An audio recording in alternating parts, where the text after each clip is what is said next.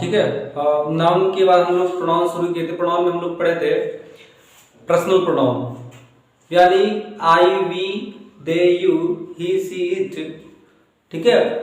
इसके बाद हम लोग पढ़े थे केस कि जो अंग्रेजी में कारक होते हैं केस, वो 4 प्रकार के होते हैं, सब्जेक्टिव, ऑब्जेक्टिव, पॉजेसिव और वोकेटिव। तुम्हारा पर्सनल प्रोनाउन यानी एक खत्म हो गया था। आज जो हम दूसरा पढ़ेंगे वो हमारा दूसरा जो प्रोनाउन है वो पॉजेसिव प्रोनाउन है, ठीक है। कौन सा प्रोनाउन है? Possessive, POSSIVE, possessive. अच्छा, इसको पॉसेसिव भी कहते हैं। रीजन क्या है? इसको पॉजेसिव प्रोनाउन भी कहते हैं, ठीक है। पॉसेसिव रीजन क्या है कि ये बना हुआ किससे वर्ड से, ठीक है। पोजेशन, पजेशन इसको पढ़ते हैं। पजेशन मतलब होता है अधिकार, क्या होता है भैया? अधिकार होता है, ठीक है। यानी ऐसा कोई वर्ड्स जो क्या करे, अधिकार बताए। किस पर बताए? क्योंकि प्रोनाउन का सीधा संबंध है जो किसी के बदले आए। तो जब किसी के बदले आएगा तो किसके बदले आएगा भाई? नाउन या प्रोनाउन के बदले आएगा। तो यहाँ पर है क्या? ये अधिकार बताता है, ठीक। तो थोड़ा सा डिस्कस करेंगे हम लोग। जब हम लोग पढ़े थे पॉजेसिव केस, तो वहां एक बात आपको हम डिस्कस नहीं किए थे क्योंकि लंबा हो जा रहा था। तो ये जो पॉजेसिव केस है भैया, वो 2 प्रकार का होता है, ध्यान से देखिएगा। ये जो पॉजेसिव केस होता है ना, ये 2 प्रकार का होता है। एक को आप पॉजेसिव एडजेक्टिव कहते हैं, पॉजेसिव एडजेक्टिव कहते हैं, और भैया दूसरे को आप पॉजेसिव प्रोनाउन कहते हैं। क्या कहते हैं? प्रोनाउन। प्रोनाउन मतलब बताए थे कि प्रो माने होता है किसी के वास्ते, अनाउन माने होता है संज्ञा जो किसी के बदले आए, यानी जो नाउन के बदले प्रयोग उसे हम प्रोनाउन कहते हैं। अब यहाँ देखिए क्या है कि जो पॉजेसिव केस है वो 2 प्रकार का होता है, पॉजेसिव एडजेक्टिव और पॉजेसिव प्रोनाउन। अंतर क्या है? देखिए, एडजेक्टिव का सीधा सीधा डिफिनेशन ये होता है, adjective is a word that qualify only noun और प्रोनाउन। एडजेक्टिव जो है एक शब्द है, दैट मींस जो क्वालिफाई माने विशेषता बताता है, ओनली मींस केवल नाउन और प्रोनाउन की। तो बात यह है कि जब एडजेक्टिव होगा तो जाहिर सी बात है इसके बाद आना चाहिए नाउन, क्योंकि जो एडजेक्टिव होता है उसका 2 प्रकार से होता है, एट्रिब्यूटिव यूज और प्रेडिकेटिव यूज। एकदम डिटेल में हम लोग चलेंगे इसमें, यानी पार्ट ऑफ स्पीच से कोई बचेगा नहीं कुछ, ठीक है। तो यहाँ जो एडजेक्टिव है और प्रोनाउन में what difference between possessive adjective and possessive pronoun. Possession मतलब हम क्या बताए थे? अधिकार। तो एक ऐसा टॉपिक है जो अधिकार बताता है। तो अंतर क्या होता है? जैसे देखिए, आई के साथ अपने के लिए क्या लगाते हैं? माई से मैं अपना काम करता हूं, आई डू माई वर्क, ठीक है। और उसके बाद बी के साथ आप क्या लगाते हो भैया? आवर, अपने के लिए, ठीक है। OUR, our. I, we, they, you. अब यू के साथ अपने के लिए क्या लगाते हो? योर, ठीक है। और उसके बाद ही के साथ अपने के लिए हिज, सी के साथ अपने के लिए क्या लगाते हैं भैया? हर माने होता है उसका, ठीक है। और दे का अपने के लिए, अपने के साथ क्या लगाते? देर लगाते हैं। आप देख रहे हैं कि आई मतलब my, our, your, his, her, their, इनको कहते हैं हम लोग पॉजेसिव एडजेक्टिव। क्यों कहते हैं? क्योंकि इनके बाद प्लस नाउन का यूज होता है और ये नाउन को क्वालिफाई करते हैं, इसीलिए हम इनको पॉजेसिव एडजेक्टिव कहते हैं। Please try to understand the example. जैसे हम कह दें कि दिस इज माई बुक, कोई समस्या है? दिस इज माई बुक, ये मेरी किताब है, ठीक है। अब इसके बाद ये तो क्या है पढ़ेंगे आगे, ये भी प्रोनाउन है। तो यहां देखो क्या लिखा है? माई और प्लस क्या आया है? बुक। अब भाई माँ किताबिया किसका है? माई का, यानी मेरा, बात समझो।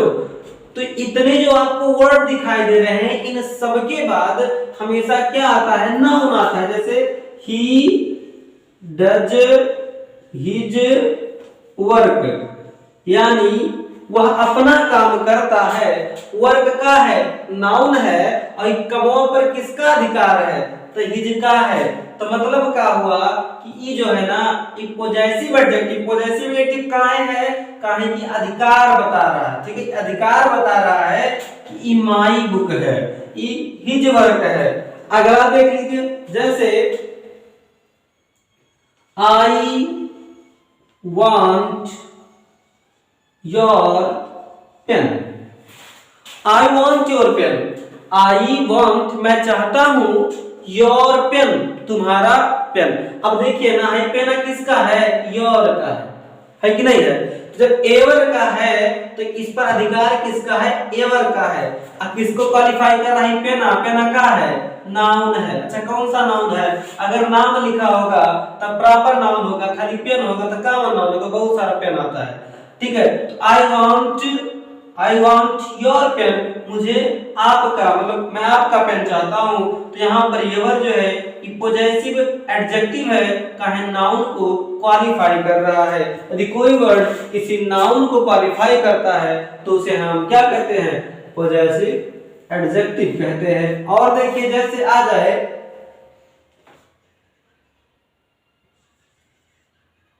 दे सिंग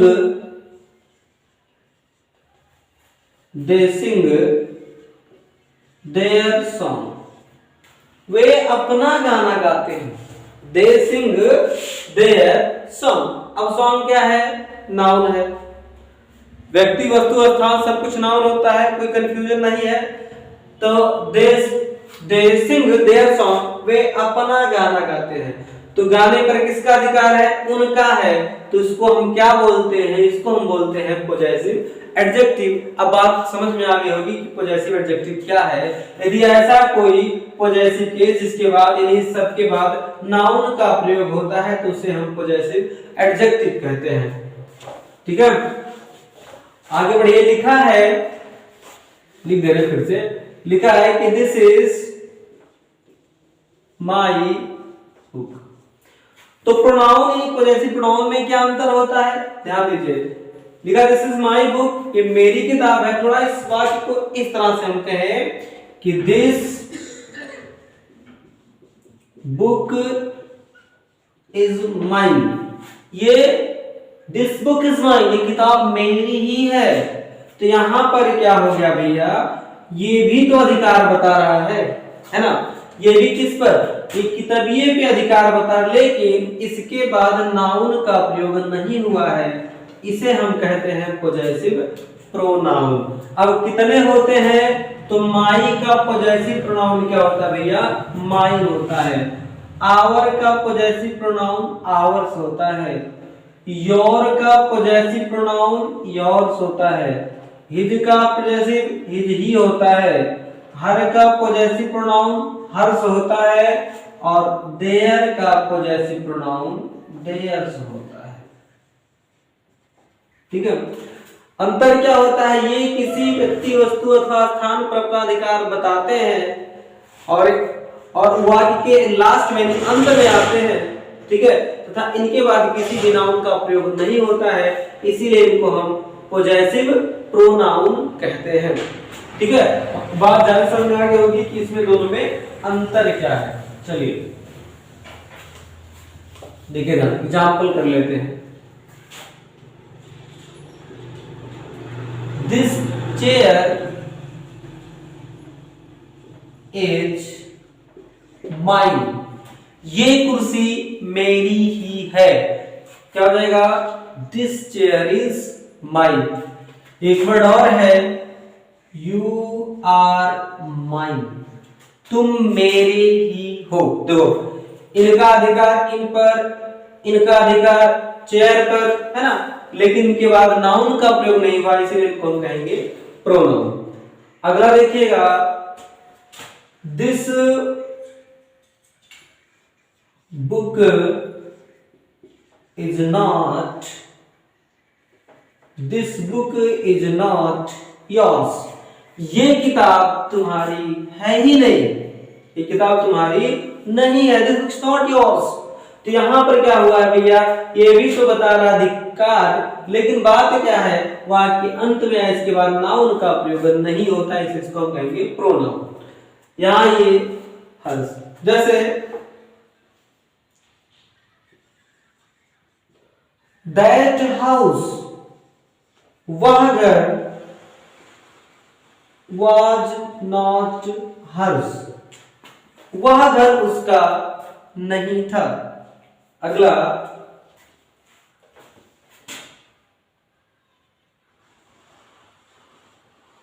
those are not, those are not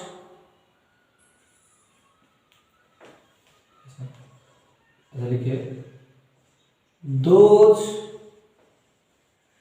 mangoes are not theirs।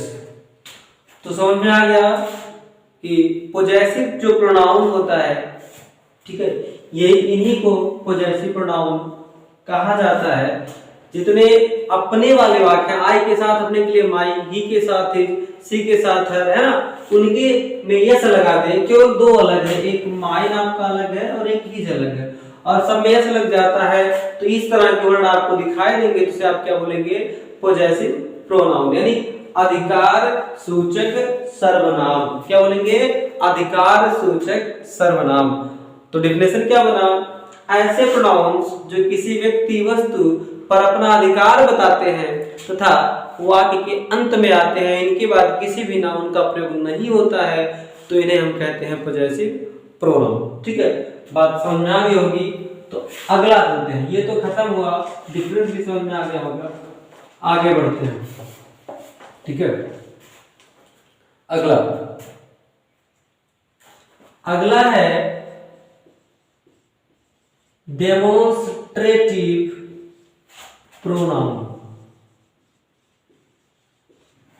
Hindi में क्या कहेंगे, संकेतवाचक सर्वनाम।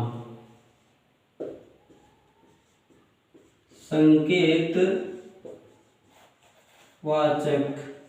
सर्वनाम, संकेतवाचक सर्वनाम यानी ऐसा कोई प्रोनाउन जो किसी व्यक्ति, वस्तु अथवा स्थान की तरफ क्या करे, संकेत करे, उसे हम कहते हैं संकेतवाचक सर्वनाम। अंग्रेजी में उसको कहेंगे डेमोन्स्ट्रेटिव प्रोनाउन। ठीक है, कंफ्यूज नहीं होना इसमें, केवल इंपॉर्टेंट जो है दिस। ठीक है, अब दिस का बहुवचन क्या होता है भैया, प्लूरल नंबर क्या होता है, दीज, और अगला होता है दैट, और दैट का प्लूरल नंबर क्या होता है, दोज। ठीक, हिंदी की बात करें तो दिस माने होता है यह, और दीज माने होता है ये, दैट मीन्स होता है वह, और द्वेज मीन्स होता है वे। ठीक है, अंतर क्या है कि ये क्या करते हैं, किसी व्यक्ति, वस्तु अथवा स्थान की तरफ संकेत करते हैं। ये जो दिस है ये हमेशा सिंगुलर नाउन की तरफ संकेत करता है, और दीज क्या होता है, प्लूरल नाउन की तरफ संकेत करता है, बहुवचन की तरफ संकेत करता है। दैट सेम है, जो पास होता है उसके लिए दिस लगता है, जो दूर होता है उसके लिए दैट लगता है। यानी अगर हमें कहना है, एग्जांपल पे आते हैं, अगर कह दे this is the cat, this is a cat, ये क्या है, बिल्ली है।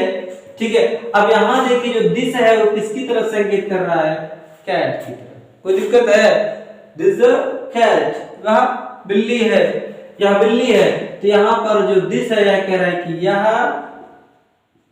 ठीक है, बिल्ली है ना। तो ये क्या कर रहा है, बिल्ली की तरफ संकेत कर रहा है, इसलिए बोलेंगे क्या, इसको डेमोन्स्ट्रेटिव प्रोनाउन। दूसरा, अगर कहा जाए दैट इज हिज हाउस, वह उसका घर है, दैट इज हिज हाउस, वह उसका घर है, तो यार दैट किसकी तरफ कर रहा है संकेत, उसके घर की तरफ। ठीक है, तो इसे बोलेंगे डेमोन्स्ट्रेटिव प्रोनाउन, क्योंकि क्या कर रहा है, संकेत कर रहा है। दूसरा, इसको कह दे कि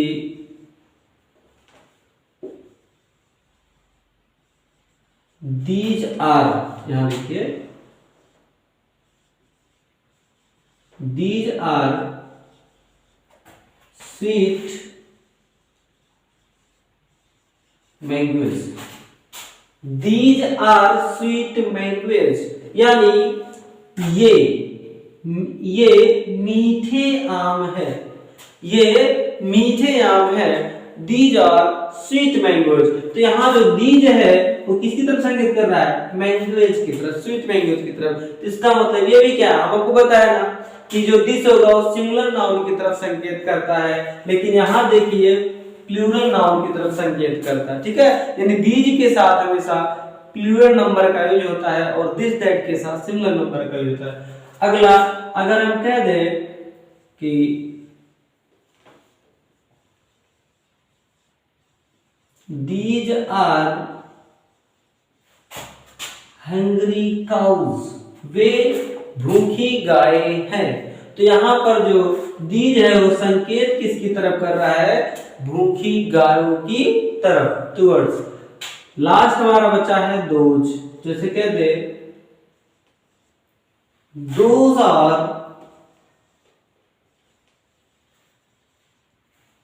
हैप्पी चिल्ड्रन,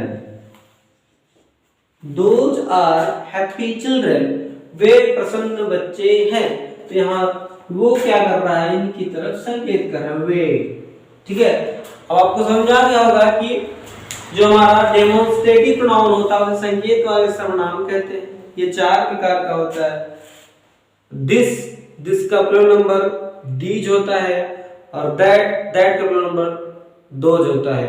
दिस के साथ सिंगुलर या सिंगुलर नाउन की तरफ संकेत करता है, दीज प्लूरल की तरफ संकेत करता है, दैट कोई दूध हो। अंदर क्या है कि जो दिस होगा और दीज होगा वो निकट चीजें होती है उसके लिए संकेत करते हैं, और दैट तो जो दूर होता है उसके लिए संकेत करते हैं। ठीक है, ये भी समझ में आ गया होगा। तो आगे बढ़ते हैं अगले प्रोनाउन के बारे में। ठीक है, चलिए नेक्स्ट अगला प्रोनाउन है रेसिप्रोकल प्रोनाउन। ठीक है, क्या है? रेसिप्रोकल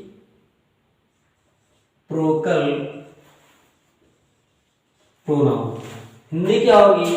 पारस्परिक संबंधवाचक सर्वनाम। ठीक है, क्या हो जाएगा?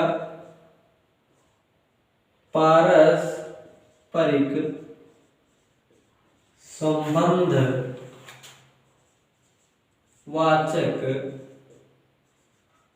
सर्वनाम, पारस्परिक संबंधवाचक सर्वनाम। ठीक है, देखो इसमें केवल भैया 2 होते हैं, यानी ऐसे प्रोनाउन जो परस्पर किसी संबंध के बारे में बताएं उन्हें कहा जाता है पारस्परिक संबंधवाचक सर्वनाम। जैसे इसमें 2 होते हैं, एक होता है, ठीक है, each other, एक होता है one another। ठीक है, 2 होते हैं each other और one another। ठीक है, each other और one another। ठीक है, दोनों में अंतर क्या होता है?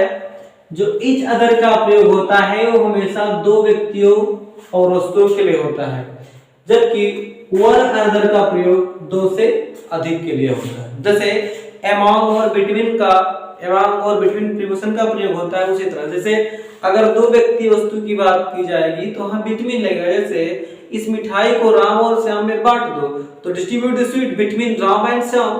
इस मिठाई को बच्चों में बांट दो, तो distribute the sweet among the children. अब यहाँ ज्यादा लोग हैं तो अमंग का प्रयोग करेंगे। ऐसे सेम कंडीशन, अगर परस्पर 2 व्यक्ति के संबंध की बात होगी तो each other, और 2 से अधिक की बात होगी तो one another। फॉर एग्जांपल समझ सकते हैं, हम कह दे राम एंड श्याम, राम एंड श्याम। अच्छा, 2 मतलब अगर इसमें आते हैं, अगर 2 सब्जेक्ट एंड से जुड़े हो, ठीक है, तो उनका हमेशा जो नंबर आता है, उनका जो हेल्पिंग वर्ब होता है हमेशा बहुवचन यूज होता है, प्लूरल नंबर का हेल्पिंग वर्ब लगता है। आपको पता होगा जितने हमारे मेन वर्ब है, जितने मेन वर्ब है वो सब अपने आप में प्लूरल नंबर होते हैं। जैसे अगर प्ले लिखा है तो प्ले अपने आप में प्लूरल है। इसको सिंगुलर बनाने के लिए हम क्या करते हैं, यस का प्रयोग कर देते हैं। ठीक है, वर्ब में डिस्कस करेंगे डिटेल में। तो राम एंड श्याम, राम और श्याम, यहां पर क्या हो जाएगा, लव। अब दो लोग हैं तो क्या हो जाएगा, each other. Ram and Shyam love each other. Ram और श्याम एक दूसरे से क्या करते हैं, परस्पर प्रेम करते हैं। तो यहां पर दोनों व्यक्ति के मतलब परस्पर संबंध के बारे में बता रहा है, इसलिए इसको कहा जाएगा रेसिप्रोकल प्रोनाउन, पारस्परिक संबंध वाचक। अगला, अगर हम कह दे दोज चिल्ड्रन,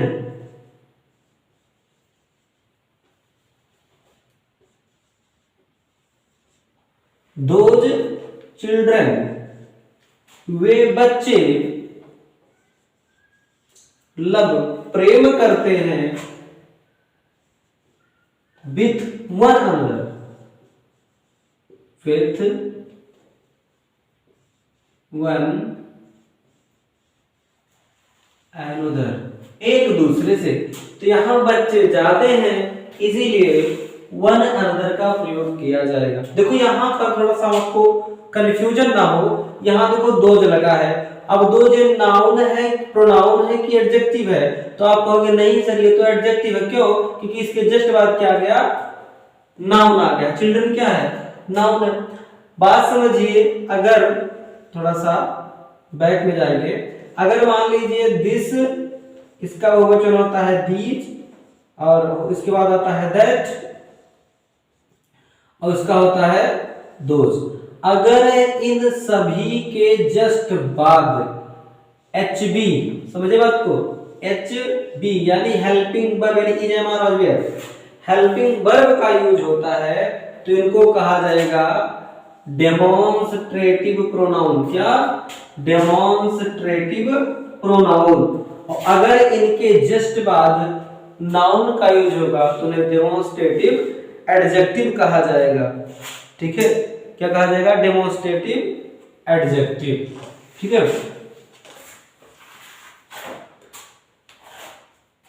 चलिए इसके आगे जो है ना हम लोग कल डिस्कस करते हैं। तो मिलते हैं अगले वीडियो में, तब तक के लिए धन्यवाद।